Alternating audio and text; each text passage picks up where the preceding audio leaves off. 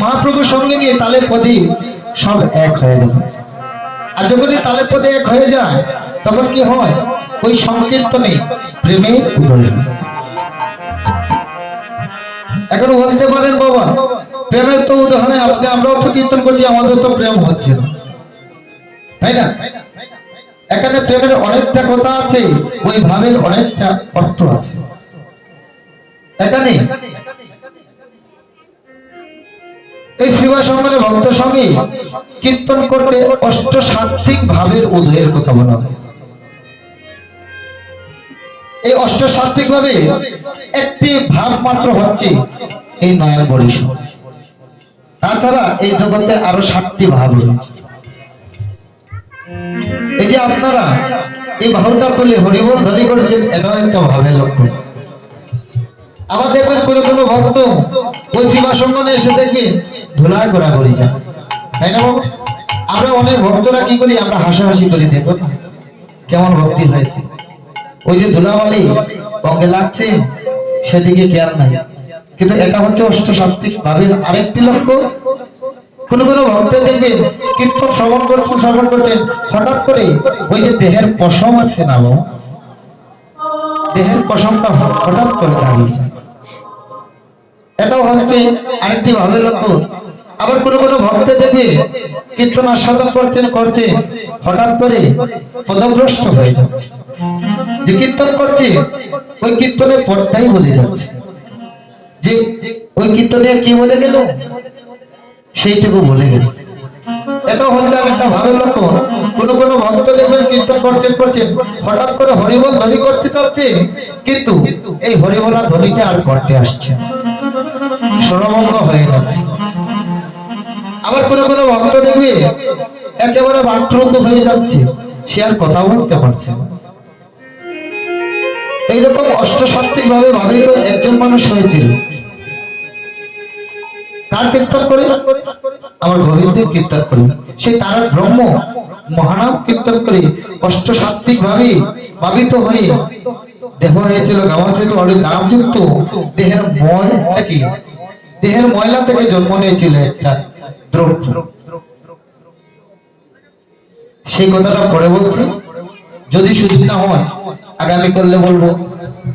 এবার কি হচ্ছে, কীর্তন হচ্ছে, তালে পদে এক হয়ে গেল, আর সবাই কি হলো, গৌর হরি প্রেমে আজ বিভোর হয়ে কি করছে? কোন কোন ভক্ত আমার গৌর হরি বলে মাল্য পরিধান করে দিচ্ছে, আর কোন কোন ভক্ত আমার গৌর হরির অঙ্কে সুগন্ধি ছিটাচ্ছে। মহাজন বললেন কি, ও দেবী গোড়ায় অঙ্গে সুগন্ধি চন্দ্র, ও দেবী গোড়ায় অঙ্গে সুগন্ধি চন্দ্র, আরে ও দেবী গোড়ায় অঙ্গে সুগন্ধি চন্দ্র, ও দেবী গোড়ায় অঙ্গে সুগন্ধি চন্দ্র, ও দেবী মালতীর মালো, ও দেবী মালতীর মালো, ও দেবী মালতীর মালো, ও দেবী মালতীর মালো, ও দেবী কীর্তি কুলসরে মোহরম ভেদলো, কীর্তি কুলসরে মোহরম ভেদলো, কীর্তি কুলসরে মোহরম ভেদলো, কীর্তি কুলসরে মোহরম ভেদলো, আবেশ সচর গুলো, আবেশ সচর গুলো, আবেশ সচর গুলো, আবেশ সচর গুলো, হত বড় জানো কি বলব, হত বড় জানো ওই কহত বড় জানো কি বলব, ওই কহত বড় জানো কি বলব, ধর্মীয় পাঁচবা ধর্মীয় পাঁচবা ধর্মীয় পাঁচবা ধর্মীয় পাঁচবা আনন্দমনে আরো নাহি তো জানো, আনন্দমনে আরো নাহি তো জানো, ওই গৌরব গদাধরের কথা, ওই গৌরব গদাধরের কহি কহত গৌর জানো কি বললো, শ্রী রাধার প্রিয় পাঁচবা। তো রাধার 5টি বাণ ছিল, ওই 5টি বাণের একজন হচ্ছে আমার গদাধর, যে কিনা দেখতে অভিজ্ঞ রাধারানীর মতো ছিল।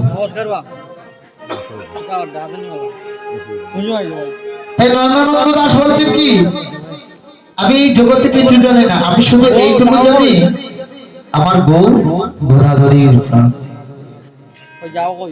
তাই নয়নানন্দ দাস বলে কি গোদা ধরে মরম জানে গোদা ধরে মরম জানে আমার গোদা ধরে মরম জানে গোদা ধরে মরম জানে সময় বুঝি ধারায় বামে গোদা ধরে মরম জানে সময় বুঝি ধারায় বামে গোদা ধরে মরম আমার গোদা ধরে মরম জানে হরি হরি গোদা ধরে মরম জানে গোদা ধরে মরম জানে সময় বুঝি ধারায় বামে গোদা ধরে মরম জানে সময় বুঝি ধারায় বামে গোদা ধরে মরম জানে হরি বল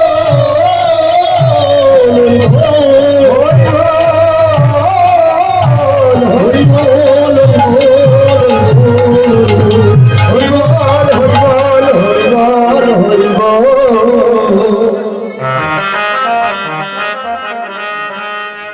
এবার শ্রীমান মহাপ্রভু এমন এই কলিহত পাপাচ্ছন্ন জীবকে উদ্ধার করিবার জন্য